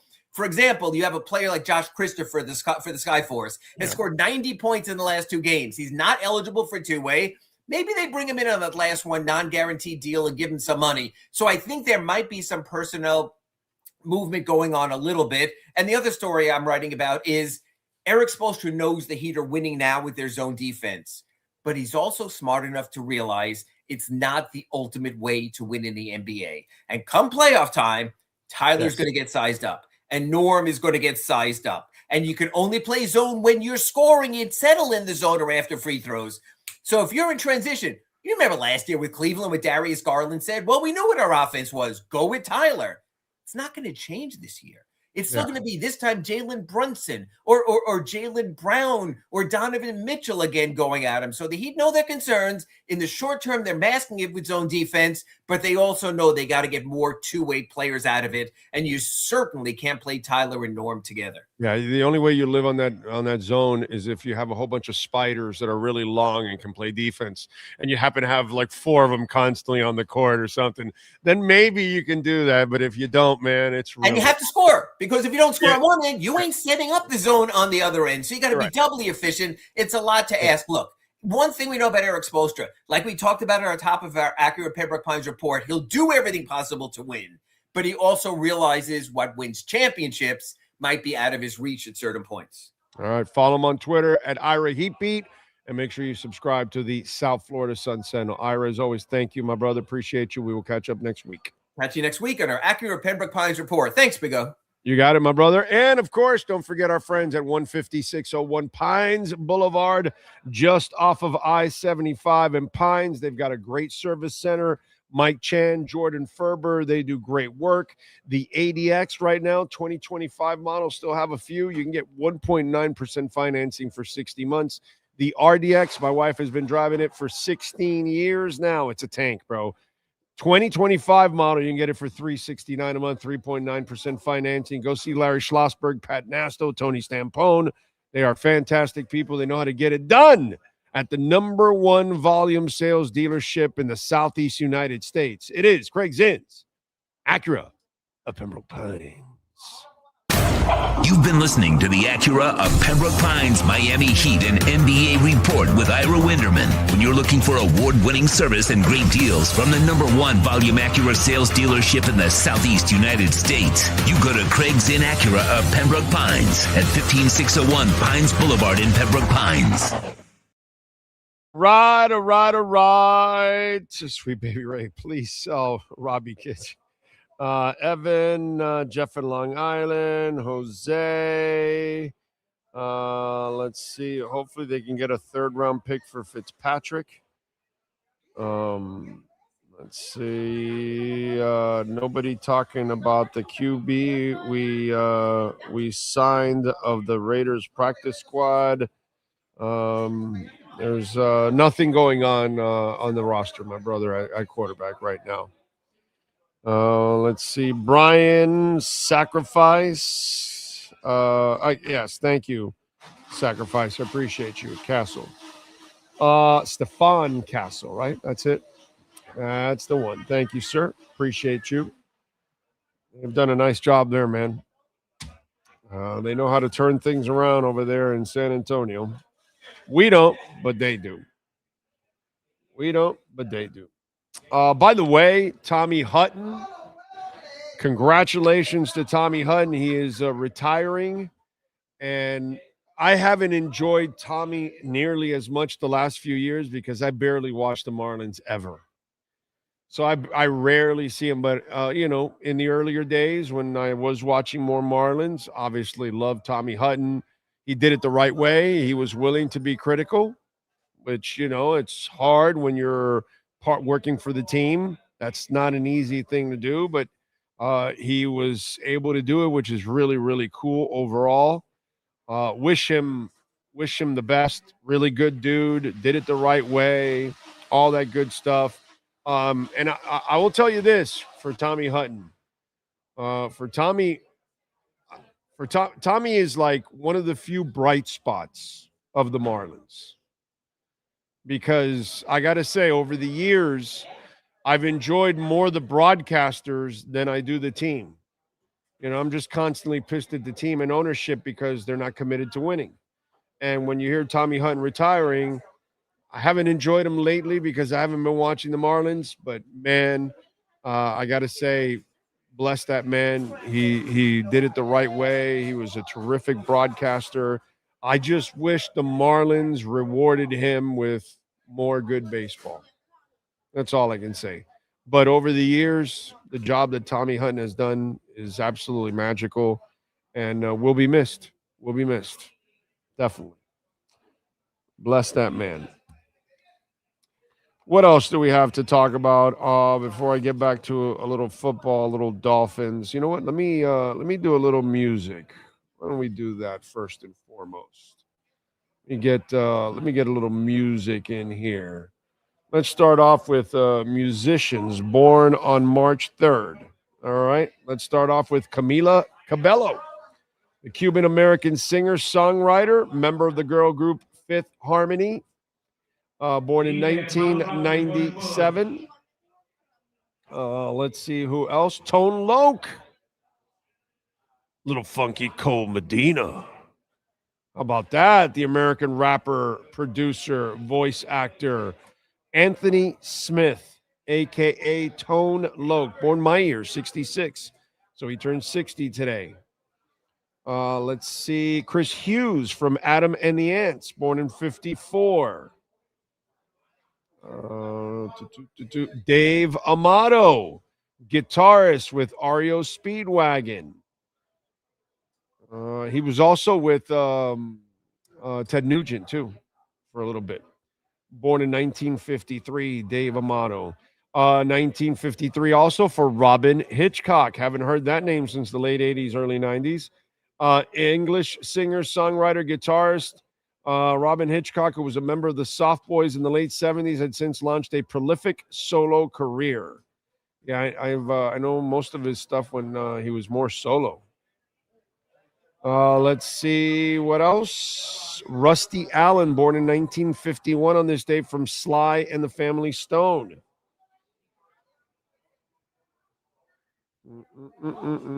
Terrence Snowy White, guitarist with Thin Lizzy, Pink Floyd, and also a solo artist. Born in 48. Born in 47 on this date, Jennifer Warnes. Lift us up where we belong. Born in 47. Let's see who else. Janice Garfat, bassist with Dr. Hook. How about that? Born in 44. And that is it for musicians. Now let's go with other famous people born on this date. Remember, if I don't give you an age, that means they are no longer with us. Fraudster Charles Ponzi, born in 1882. It's perfect considering what's in the White House right now. Ponzi. All right, what else do we have going on? Musician Doc Watson, born in 1923. Filmmaker George Miller, born in 45. He's 81 today. Bless him. Actor Robert Gossett, born in 54. He's 72. Radio personality Ira Glass, born in 59. He's 67 today. College Football Hall of Fame member and world-class dumbass Herschel Walker, born in 62. He's 64. USA Track and Field Hall of Fame member Jackie Joyner Kersey, badass, born in 62. She's 64. Musician Bret Harding from Social Distortion, born in 67. He's 59. Actress Julie Bowen, born in 70. She's 56. Still a cutie. Actor David Faustino, born in 74. He's 52. Actress Jessica Biel, born in 82. She's 44. Thunderous. Let's see, what else do we have? Actor Thomas Barbuska, born in 2003. He's 23. There you go. And Sean Stanley, do you have wrestlers born on this date? We do have a couple. Channing Lorenzo turns 29. The high flyer Dante Martin is 25. Ivar turns 42. Justin Gabriel is that 45. old already, Ivar? Wow. Well, I just didn't expect him to be that old. So, hey, it's like yesterday watching him wrestle. Andy Leone is 34 on March 3rd, 2026. All right. Now we go on to music history, right? Because, got to find out what happened today in musica history. Well, we start off in 66, the year I was born. The Rolling Stones went into RCA's Hollywood studios in Los Angeles to begin work on the album Aftermath. In 73, the Grammy Awards were held at the Tennessee Theater in Nashville. The album of the year went to George Harrison's The Concert for Bangladesh, and the band America were named Best New Artist. How about that? In 75, Earth, Wind & Fire released her sixth studio album, That's the Way of the World. Features Shining Stars, the title track. They don't make them like that anymore. Earth, Wind & Fire, the Commodores. It just, no. You just don't. Kool and the Gang. It just stuff like that just doesn't exist anymore. It's a real shame, dude. In 82, the reformed Mamas and the Papas with original members John Phillips and Denny Doherty joined Phillips' daughter Mackenzie, also known for her work on One Day at a Time, and Elaine Spanky McFarlane of Spanky and Our Gang played the first show of a brief reunion tour. Without Mama Cass, you can't have the Mamas and the Papas. Come on, bro. You can't do that. It's impossible. In 86, Metallica released their third album, Master of Puppets, featuring, of course, the title track, which became their most played live song, Master. Let's see. What else? In 87, Boogie Down Productions released their debut studio album, Criminal Minded. It features the singles South Bronx, The Bridge Is Over, and Super Ho. In 95, the Foo Fighters made their live debut during a benefit show at the Satricon in Portland, Oregon. I don't know. Satyricon? I don't know. Somebody lives in Portland. You can definitely correct me because I know I butchered the hell out of that. In 97, U2 released their ninth studio album, and Underrated is Pop. Features the singles Discotheque, Staring at the Sun, which is such a great song. Last Night on Earth, another great song. Please, another great song. If God Will Send Angels, and Mofo. So good. Isn't Miami on that album too? Were you going to say something? Give me the song list there on the pop album for U2. I want to say Miami's on that album too. Yep, U2 pop album. In 2005, 50 Cent released his second studio album, The Massacre, and it features The Candy Shop, Disco Inferno, and Just a Little Bit. In 2010, Gorillaz released their third studio album, Plastic Beach.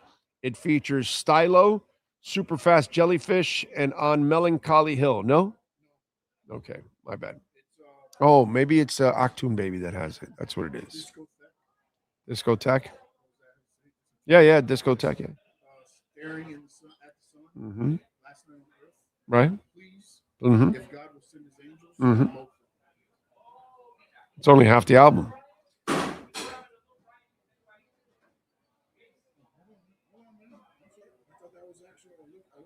Should have like 9 or 10 songs. Oh, those are singles. Yes. It is Miami's on there. Okay, so I was right. All right, in 2015, Brandi Carlile released her 5th studio album, The Fire Watcher's Daughter, and it features Wherever Is Your Heart, The Eye, and The Things I Regret. Let's see if there's any other birthdays that weren't on the other list. Nope. That is it. That's what happened today in Musica history. All right. By the way, the Guess Who, if you're a Guess Who fan, they have announced a tour. So you will, and actually Don Felder will open up some of the dates. So check it out just in case if they're coming to your town.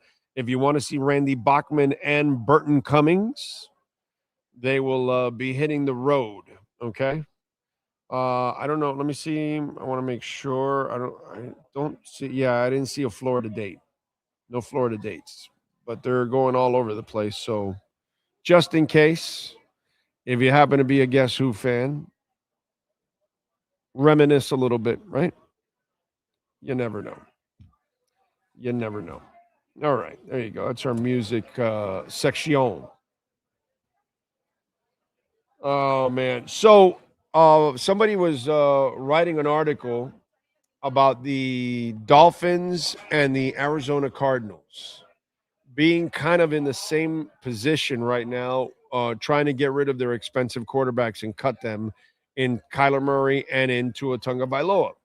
Obviously, with Murray, it's only 1 year compared to Tua. There's 2 years left, right? And so they talked about how they gave the example that back in 2017, and we've talked about this, that the Cleveland Browns absorbed a $16 million guaranteed salary to acquire Brock Osweiler, and they acquired also a second-round pick from Houston for taking in that cap space. Okay? So the article says, is there somebody out there that they could find to unload and try to, also unload a pick at the same time? Like, you'll take a certain amount of our salary off, and we won't have to pay it. You'll pay it, but we'll give you a pick. Well, let me explain something to you, because this guy, I get it, this Zach kid for, the website, for that website that I'm at, Yardbarker, I think it is. You got to come up with material. It's off season, all that kind of stuff. The Cardinals could do something like that. Why? They have a cheap ownership in Bidwell's. So maybe to pay less, they might give up a pick. And it's only 1 year. But in order for the Dolphins to do it, you'd have to give up a pick, like a second rounder. The coaches, the GM has already said that he doesn't have enough picks. We only have 8. He'd like more. They want to get young and cheap. One thing that they don't have is a cheap owner. So they're not going to give away a bunch of money, because that gives them an opportunity to give away a draft pick. To them, it's more valuable to keep the draft pick. So this article, if you ran into it and maybe you started talking, well, maybe they could do this. The Dolphins aren't going to do that. If I'm reading these guys right, they're not going after Willis. They're not going to be players in free agency. They're going to save themselves money. And they have a rich owner. They have an owner that doesn't care about money. He's not the Bidwells. Okay, he's not Spanos, although Spanos is spending some money in with the Chargers. Okay, so maybe he's changed his cheap ways, but there's a couple of those. Oh, Brown in Cincinnati. Okay, there's a couple of those cheap ass owners that would do that just so they don't have to pay the money. They'll lose the draft pick. Dolphins aren't doing that. Stephen Ross, he'll take the hit. Whatever, dude. The guy's worth billions. Whatever. What's $100 million to him? He'll lose it. He'll make it in the market one way or the other. Look what's happening now in the market. All these brutal hits, the rich are scooping it up, and the people that are harder working and they can't hang on to their stocks or whatever, they sell. Diamond hands always wins the game, and we're seeing a transfer of wealth because they have the diamond hands. And Stephen Ross has diamond hands. Now, the Cardinals, they have lettuce hands.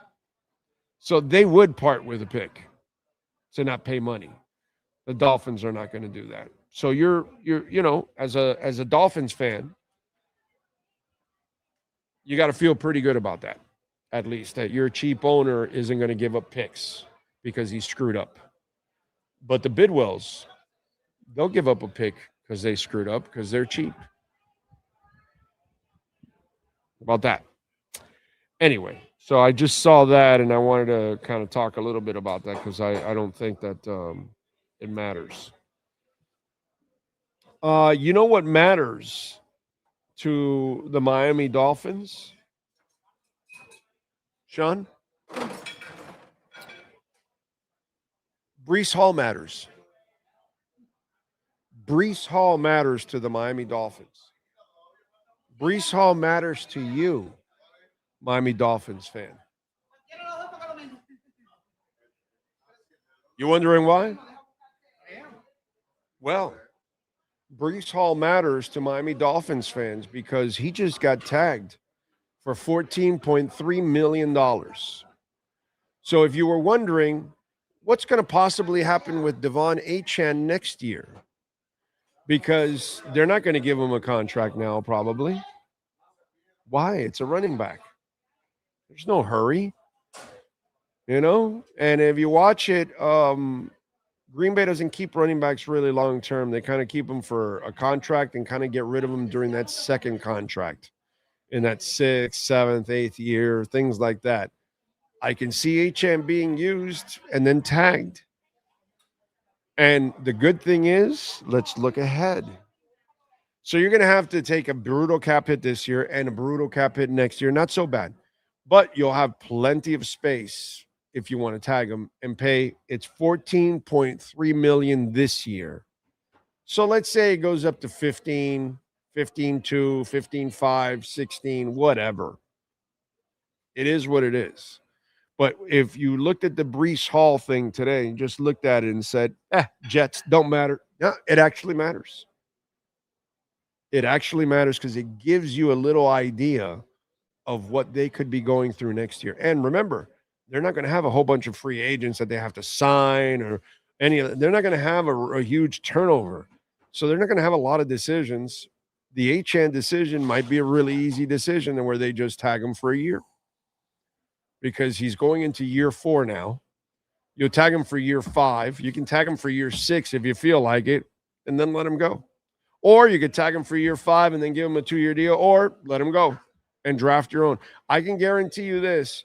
If they're not happy with Ollie, if they're not satisfied with Jay, they will draft another running back this year. A back that they feel will fit their system. Because I'm not exactly sure if Ollie fits their system. Okay? But if you looked at that today and you saw that the Jets tagged it and you didn't care because it's the Jets, and of course, I don't care either. But you should care. Not for the Jets and not because of Breece, but it gives you a little bit of an idea of what Miami could go through next year because they probably will not give Achane a long-term contract. I mean, it's a running back. They're interchangeable. I'm sorry, what happened with the NFL MVP today? Huh? Did he get tagged? No, he didn't. Kenneth Walker did not get tagged. Super Bowl MVP did not get tagged. You're interchanging. Now, he's not the pass catcher that Achane is, okay? But I'm just telling you. And when I saw the Breece Hall thing, I go, interesting. Could this be a scenario that we will be visiting or visiting next year? And I think it is. I could see us next year. HN has another good year, does his best, and they go and they say, you know what? We'll draft a guy. And they have him. They're developing him, and then they'll draft another guy, and they'll keep him for 1 year, and then they'll let him go. Like they'll draft a guy this year to complement with HN and battle with the other guys, and then next year they can draft another guy and then let HN go after a year of tag.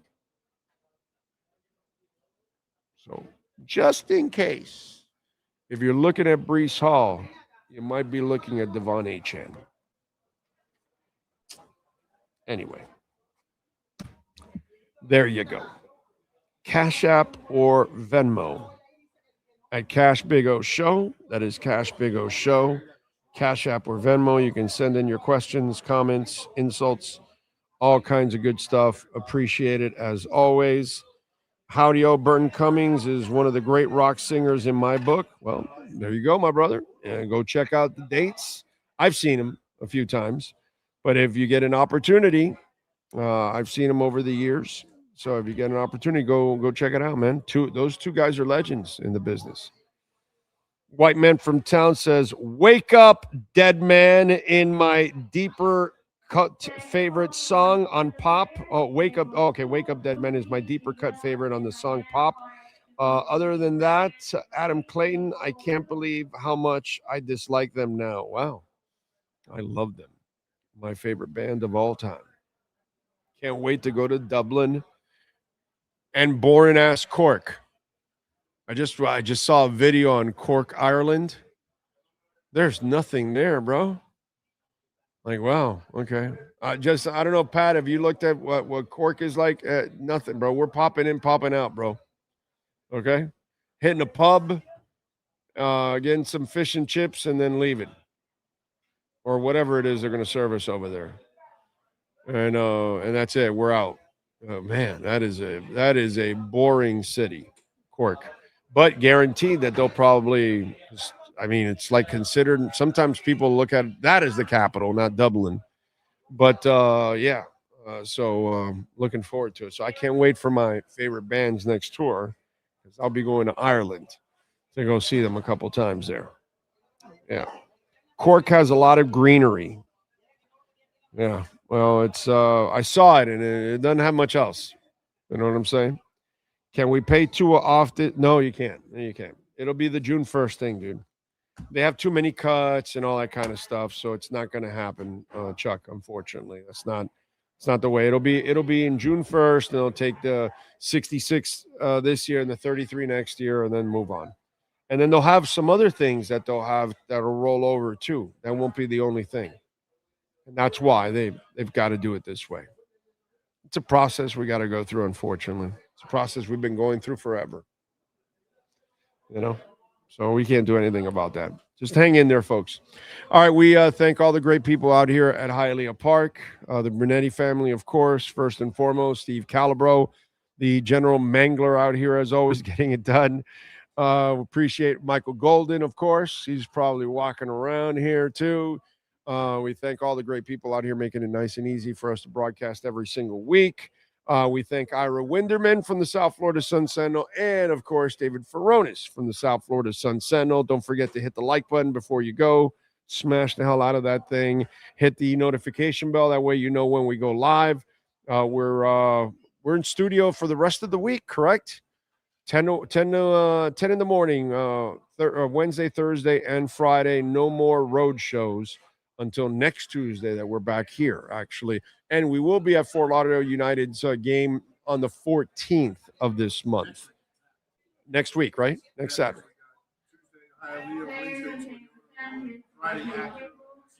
All right, so Tuesday next week is Hialeah. Wednesday, we're at Toyota of Hollywood. Thursday, we're in studio. Friday, we're at Acura, and Saturday, we're at in Davie at the Fort Lauderdale United Beyond Bankcard Field. That's where we'll be at.